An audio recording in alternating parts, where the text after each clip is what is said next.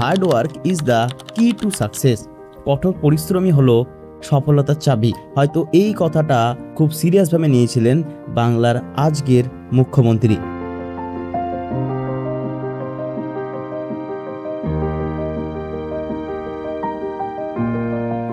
2007 সাল, পশ্চিমবঙ্গের একটা ছোট্ট জায়গা নন্দীগ্রাম। রাস্তা চলছে, মানুষ দৌড়াচ্ছে, পুলিশ, লাঠি, গুলি, চিৎকার, চেঁচামেচি, আর এরই মাঝখানে একটা নাম দ্রুত ছড়িয়ে পড়ল, শুভেন্দু অধিকারী। পলিটিক্যালে পার্মানেন্ট ফ্রেন্ড বা পার্মানেন্ট অ্যানিমি বলে কিছুই হয় না, শুধু পার্মানেন্ট থেকে যায় পাওয়ার।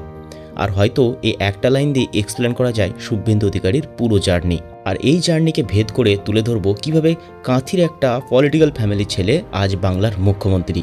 কন্ট্রোভার্সি, রং বদল, সব কিছু পলিটিক্যাল স্ট্রিটের একটি নতুন ভিডিও পর্বে আপনাদের সকলকে স্বাগতম।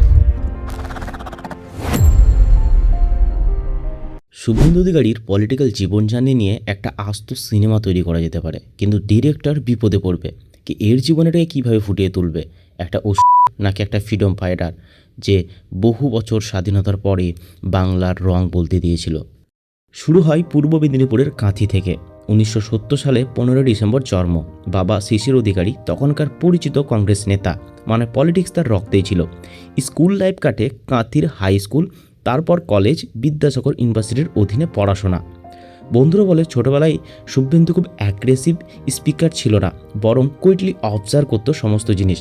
লোকজনের সমস্যা শুনতেন, মাঠে ঘুরতেন, গ্রামের মানুষের সঙ্গে কন্ট্যাক্ট করতে ভালোবাসতেন।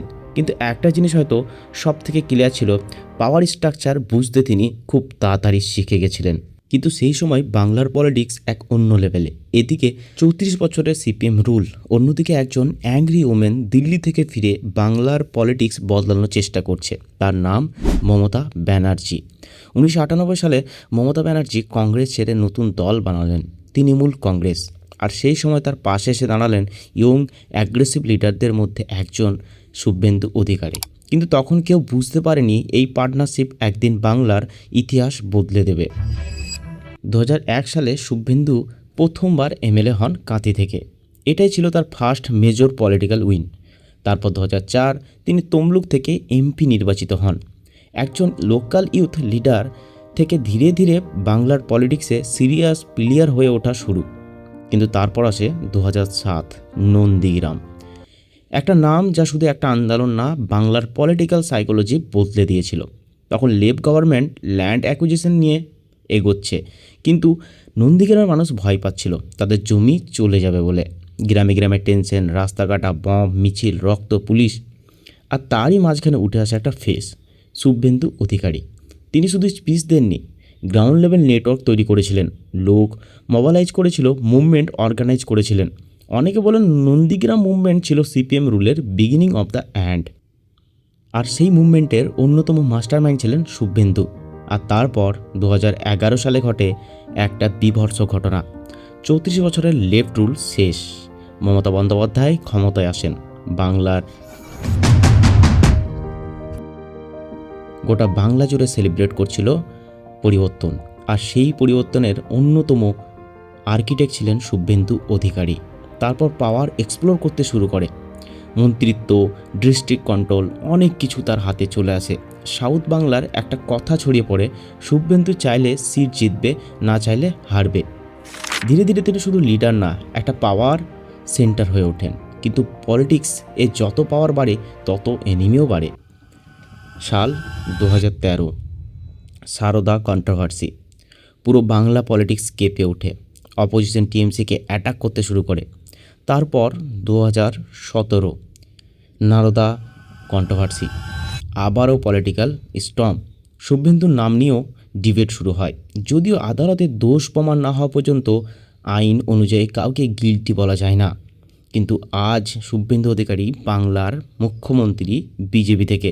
বিজেপির অফিসিয়াল ইউটিউব চ্যানেলে আজও আপনি শুভেন্দু অধিকারীর সেই ভিডিও দেখতে পারবেন।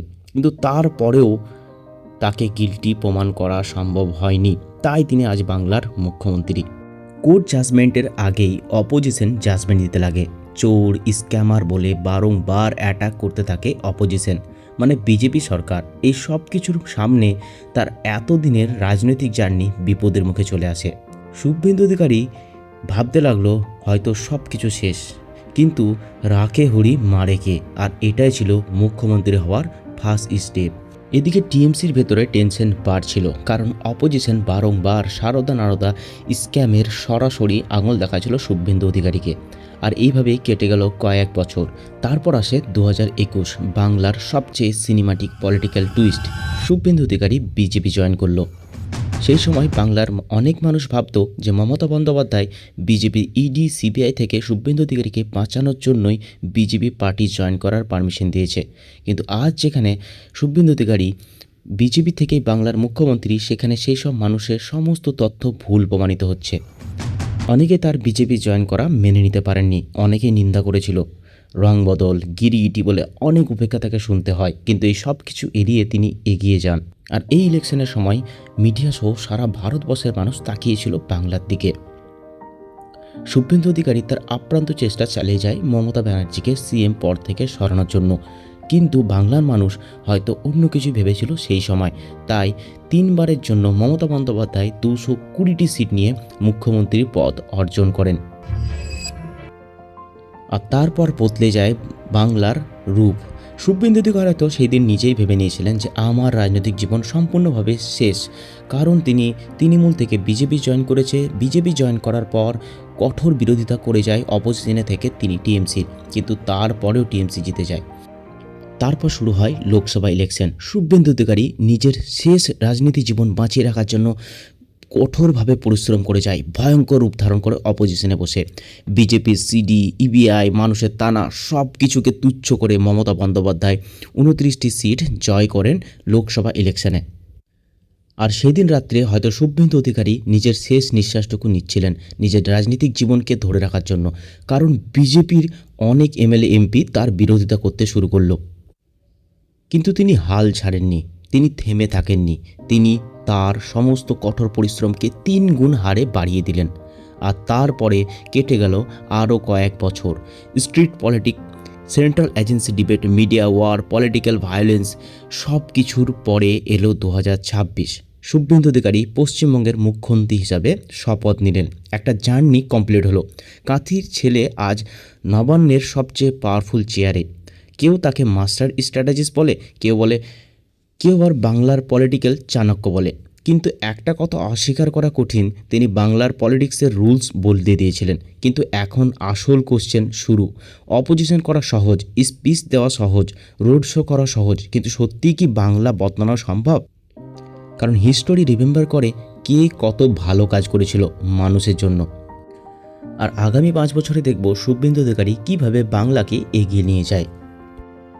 তবে ভিডিও শেষের আগে একটি ছোট্ট কথা বলি, যদি শুভেন্দু অধিকারীর জীবন থেকে তৃণমূল কংগ্রেস, বিজেপি সমস্ত পার্টিকে বের করে দেওয়া হয়, তাহলে আপনি তার জীবনে একটি খুব ভালো জিনিস দেখতে পারবেন। তিনি যে কোনো পাওয়ারের বিরুদ্ধে লড়ে গিয়ে সেই পাওয়ারকে উপড়িয়ে ফেলতে সক্ষম হয়েছে, হয় সেটা সিপিএমের রুল, তারপরে টিএমসির রুল। আর এই জন্য তার বায়োগ্রাফি আমাদেরকে বারংবার অনেক কিছু শেখায়।